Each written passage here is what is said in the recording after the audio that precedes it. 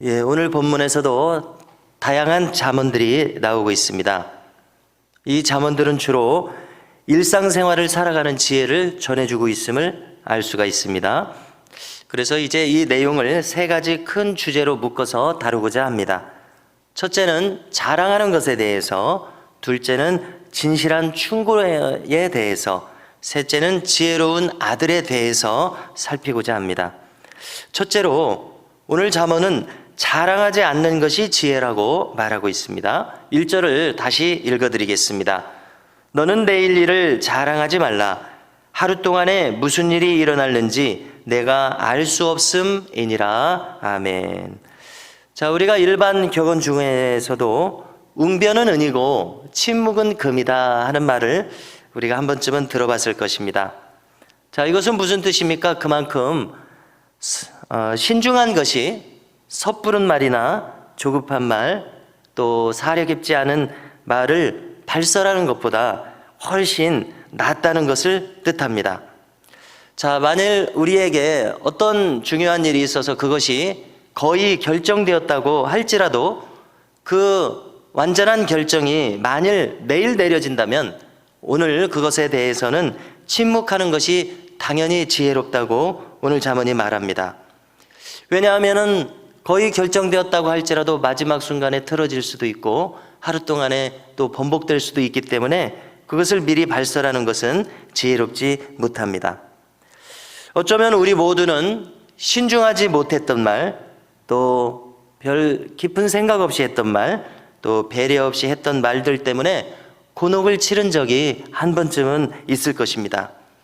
약은 입에 쓰다고 하지 않습니까?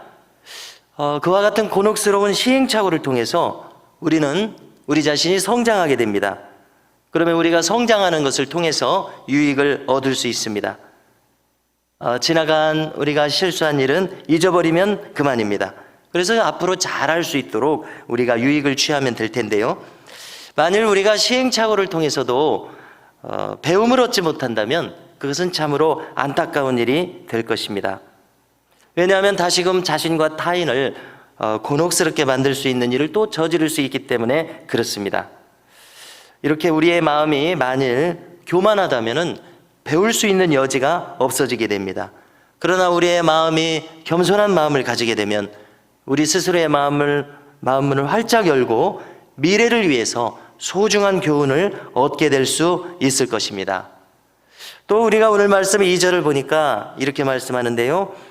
타인이 너를 칭찬하게 하고 내 입으로는 하지 말며 외인이 너를 칭찬하게 하고 내 입술로는 하지 말지니라고 말합니다. 자, 우리가 어떤 일을 당할지라도 모든 일들이 경우에 맞아야 탈이 없을 것입니다. 자, 이것은 상대방을 배려하는 일을 포함해서 하는 말인데요. 자기 스스로를 칭찬했을 때 그것이 말하는 사람도 그 말을 듣는 사람도 마음이 좋다면은 별 문제가 되지 않을 것입니다. 그러나 자신을 칭찬하는 일이 혹 듣는 사람의 입장에서도 별로 그것이 기분이 상쾌한 일이 아니라면은 당연히 그 말을 하지 않는 것이 좋을 것입니다. 왜냐하면 그렇게 하는 것이 타인에 대한 배려가 될 것이요 또 역지사지의 마음이 될 것이기 때문에 그렇습니다. 자, 이렇게 하는 것은 또한 그의 마음이 겸손한 마음인가 하는 것과 연결되어 있습니다. 만일 겸손한 마음을 가진 사람이라면 자랑할 일이 있을지라도 섣불리 자랑하지 않을 것입니다. 자, 자랑과 관련해서 우리는 성경에서 또 귀중한 다른 구절을 찾을 수 있는데요. 예레미야서 9장 24절 말씀을 우리가 참고할 수 있습니다. 읽어드리겠습니다. 이렇게 기록하는데요. 자랑하는 자는 이것으로 자랑할지니 곧 명철하여 나를 아는 것과 나 여호와는 인애와 공평과 정직을 땅에 행하는 자인 줄 깨닫는 것이라. 나는 이 일을 기뻐하노라. 아멘. 이런 구절이 있습니다. 자, 이 구절은 무슨 뜻입니까? 하나님을 자랑하라는 것입니다. 하나님의 역사하심을 자랑하라는 것입니다. 그러면 탈이 없을 것이라는 이야기입니다. 자, 만약에 어떤 사람이 잘 되었다면 그가 하나님 덕분이라고 하나님을 자랑하면 공을 하나님께 돌리는 것이 될 것이기 때문에 하나님께 영광 돌리는 것이지 않습니까? 그러면은 탈이 없을 것입니다. 자, 둘째로 오늘 말씀에서 우리가 다루고자 하는 것은 진실된 충고에 대해서입니다. 5절 말씀을 보니까 이렇게 말씀합니다. 면책은 무슨 뜻입니까? 얼굴을 보고 책망하는 것이죠. 면책은 숨은 사랑보다 나으니라 이렇게 말씀합니다. 자, 남에게 무엇인가를 충고하는 것은 참으로 조심스럽습니다. 왜냐하면 남이 그것을 어떻게 받아들일지를 모르기 때문에 그렇습니다. 자, 그러나 오늘 말씀을 보니까 진실한 친구라면은 그 친구가 잘 되고 또 유익이 되기를 원하는 마음에 그 거리낌을 무릅쓰고서 진실된 충고를 해줄 수 있다고 말합니다. 만약에 상대방이 잘 되기를 바란다면 진심을 가지고 있다면 그 진심은 통할 것입니다. 자, 같은 맥락에서 이 6절도 보면 이렇게 말씀하는데요. 읽어드립니다. 친구의 아픈 책망은 충직으로 말미암는 것이나 원수의 잦은 입맞춤은 거짓에서 난 것이니라 이렇게 말씀합니다. 자, 우리에게 밝은 얼굴을 대고 말하는 사람들이 있는데요. 그 속마음이 중요할 것입니다. 만일 우리에게 아첨하는 말을 하기 위해서 밝은 표정으로 대한다면 그 속마음이 감추어져 있습니다. 그래서 우리는 이와 같은 사람의 마음을 잘 분별할 수 있는 지혜가 필요할 것입니다. 또 주님도 이렇게 말씀하십니다. 너희 진주를 돼지 앞에 던지지 말라. 그들이 그것을 발로 밟고 돌이켜 너희를 찢어 상하게 할까 염려하라. 마태복음 7장 6절의 말씀입니다. 이것은 무슨 뜻이겠습니까? 자, 어떤 사람은 그 귀중한 충고의 가치를 모릅니다. 왜 그러냐면 자기 자신의 안에 갇혀 있어서 도무지 남의 진심 어린 충고를 들을 수 있는 귀가 열리지 않은 사람이 있습니다. 막무가내로 자기 위주로 사는 사람이 있지 않습니까? 소통 능력이나 공감 능력이 대단히 적은 사람이 있습니다. 자, 그러면은 그 결과 그와의 대화가 통할 수가 없습니다. 그에 대한 호의나 진심이 통할 수 없는 사람이 있는 것을 우리의 삶의 경험을 통해서 알게 됩니다. 그렇기 때문에 주님도 아예 그런 사람에게는 너희의 소중한 진주를 주지 말라고 말씀합니다. 왜냐하면 말이 통하지 않는 사람이기 때문에 그렇습니다. 섣불리 그에게 말을 했다가 봉변을 당할지 모르기 때문에 그렇습니다. 자, 이제 오늘 말씀에서 세 번째로 다룰 것은 오늘 잠언 마지막 부분들에 있는 것인데요. 지혜로운 아들에 대해서 다루게 됩니다.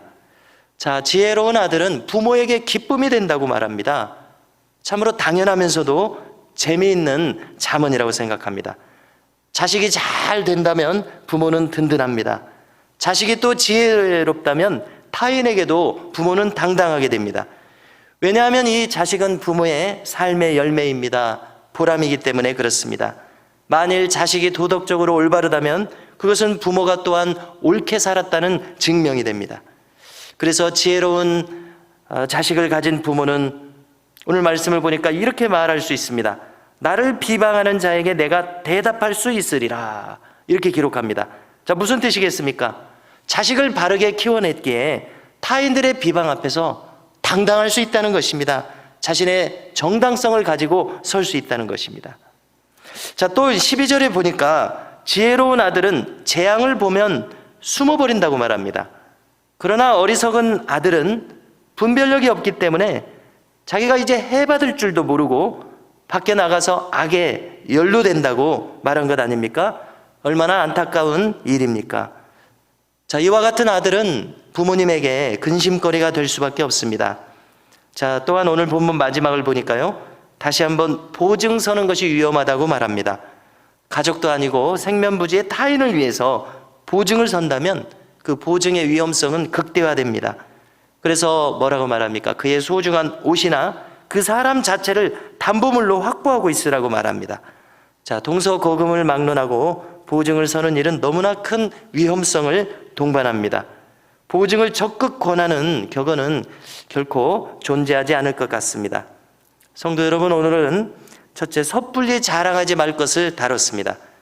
우리가 신중하게 말을 아껴야 될 것이고 타인을 배려해서 역지사지의 마음으로 살아가야 할 것입니다. 두 번째로, 진실된 친구의 충언만큼 소중한 것은 없습니다. 그 충언은 나를 더욱 성장시키는 소중한 말이 될 것입니다. 셋째로, 우리는 지혜로운 자녀가 되어서 부모님께 기쁨과 보람을 드리는 인생을 살아야 할 것입니다. 이것을 위해서 언제나 우리는 주님 안에 머물러 있을 수 있기를 간절히 바랍니다. 오늘도 이와 같이 일상의 삶에서 하나님의 말씀을 따르는 지혜자로 살아갈 수 있는 은혜가 우리 가운데 충만하기를 간절히 소망합니다.